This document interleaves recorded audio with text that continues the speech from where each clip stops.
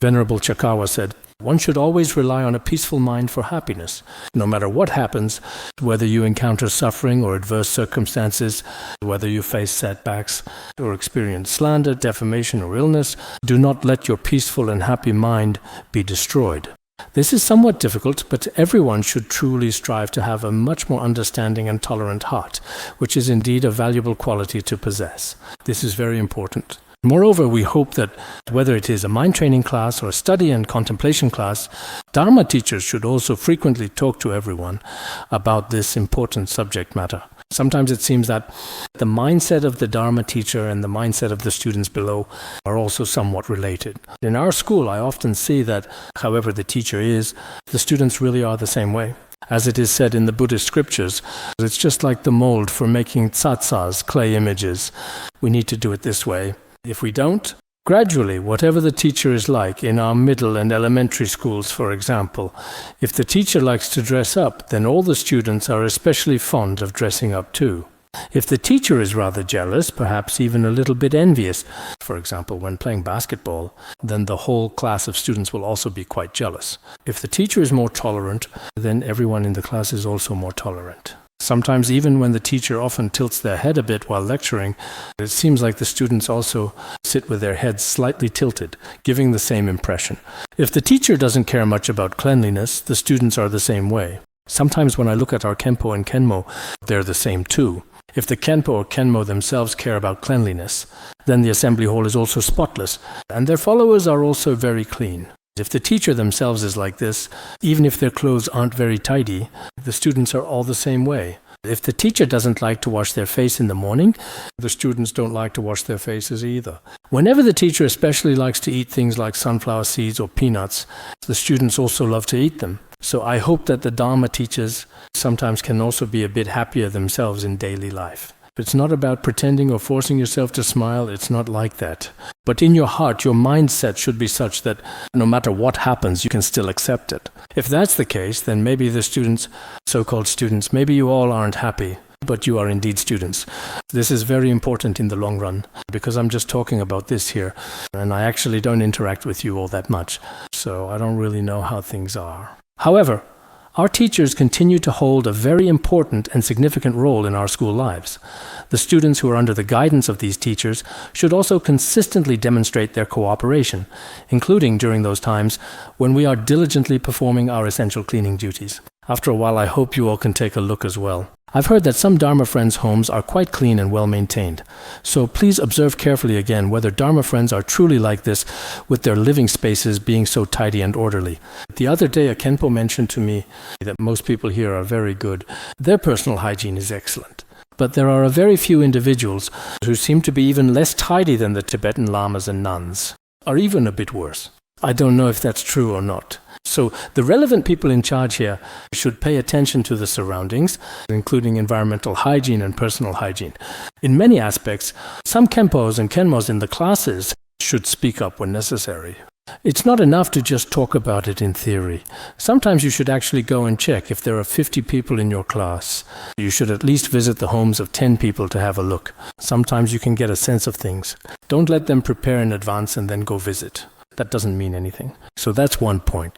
If there is suffering, if we experience pain, we should think about shouldering the suffering of all sentient beings. In this, we should also understand how to transform both suffering and happiness into the path. Happiness should also be transformed into the path. Suffering should also be transformed into the path. Sometimes happiness is even more troublesome. When people are happy, they can do all sorts of things. As it is said, if you know how to transform suffering into the path, then that means the end of suffering. But actually, I think this time, as we study this, I am very happy. I don't know if you have gained anything from it. You probably have, right? Each of us will definitely encounter suffering. If you know how to transform suffering into the path, then it means your suffering has a chance to end. All faults can be transformed into virtues, and suffering can become happiness. You won't be harmed by any obstacles or adverse conditions. If you can really do this, then even faults may turn into virtues. Suffering can turn into happiness. And as for all kinds of external demons and obstacles, all sorts of obstacles inside and out, they won't cause you any harm. Therefore, the great masters of the past have said that both suffering and happiness are illusory. We shouldn't cling to suffering, nor should we cling to happiness. What matters is whether you know how to adjust your own mind. Some of us don't understand this, so no matter how much is actually said or expressed, it is ultimately useless and completely without purpose. What we are truly and genuinely trying to convey and articulate is this. If you try to stretch a stick, it won't get any longer. Some people never make any progress in their practice. Or like a stone in water that never gets wet, it's only on the surface. But if we truly make even a little effort to practice ourselves, perhaps it will actually prove to be of truly great and significant help in your everyday life. We absolutely need to fully recognize that. Suffering itself is a good teacher that reveals the faults of samsara. When we encounter suffering, we should actually feel happy about it. This suffering is the direct cause of patience and compassion. Practicing patience also relies on this. And as for compassion, it too arises from suffering. Whether it's for ourselves, it is also what distinguishes true Dharma and purifies our obstacles. Our practice of the true Dharma, whether it is correct or not, can be discerned through the appearance of suffering. We usually think to ourselves, I'm a practitioner of Dzogchen. I have studied Madhyamaka. Everything is like a dream, like an illusion. But is it really like a dream, like an illusion? You only find out when you yourself encounter suffering. When you're feeling upset, when others slander you, when others insult you, when others hit you or even try to kill you. At those times, see whether your practice still remains or if it's completely gone. Or at that moment, do you remember, oh, I'm a practitioner, I have realized emptiness. So sometimes when we encounter even a little thing, like someone knocking on the door, we start to worry, what does this mean? What's going on? Lama kien, lama kien, lama kien. We just keep trembling with fear. Normally we claim to have realized Dzogchen, to be free from all dualities of existence and non-existence, right and wrong. But when we encounter some suffering, even before we say anything, our whole body is already shaking like this.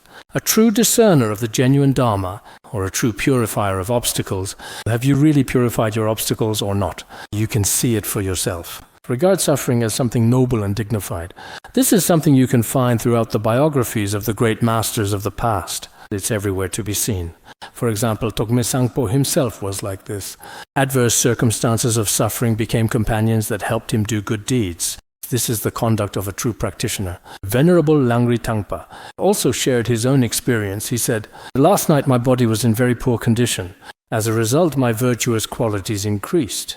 Sometimes I couldn't sleep, sometimes I was in pain, and in such cases, others would not suffer because of it. I couldn't sleep at all for a whole day, and then I started making negative wishes continuously. Some of us, because of some trivial matters, develop anger and can't sleep all night. We think, tomorrow I must do this or that.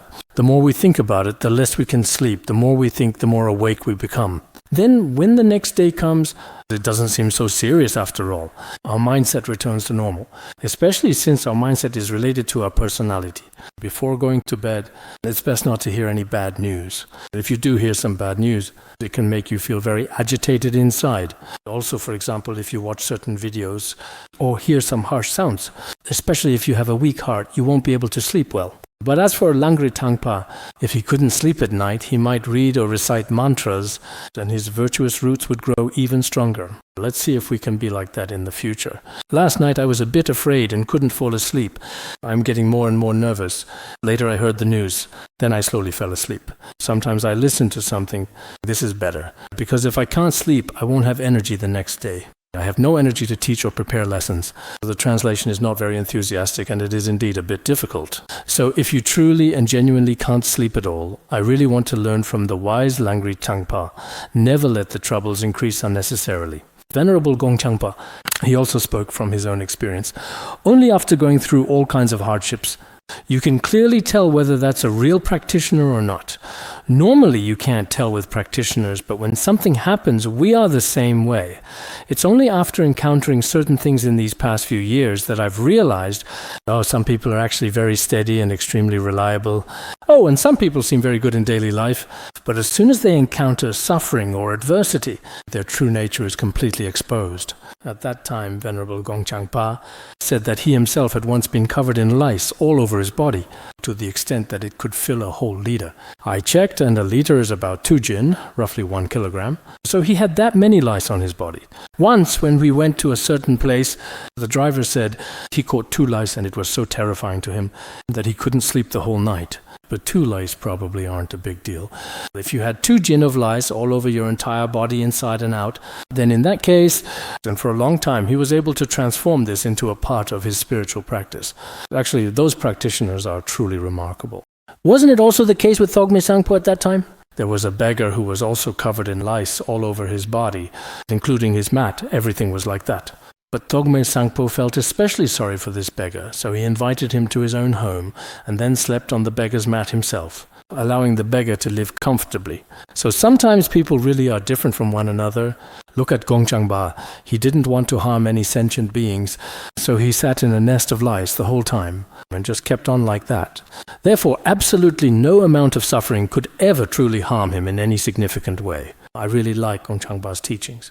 If I get the chance in the future, I'll try to translate more of them. He was truly an extraordinary practitioner.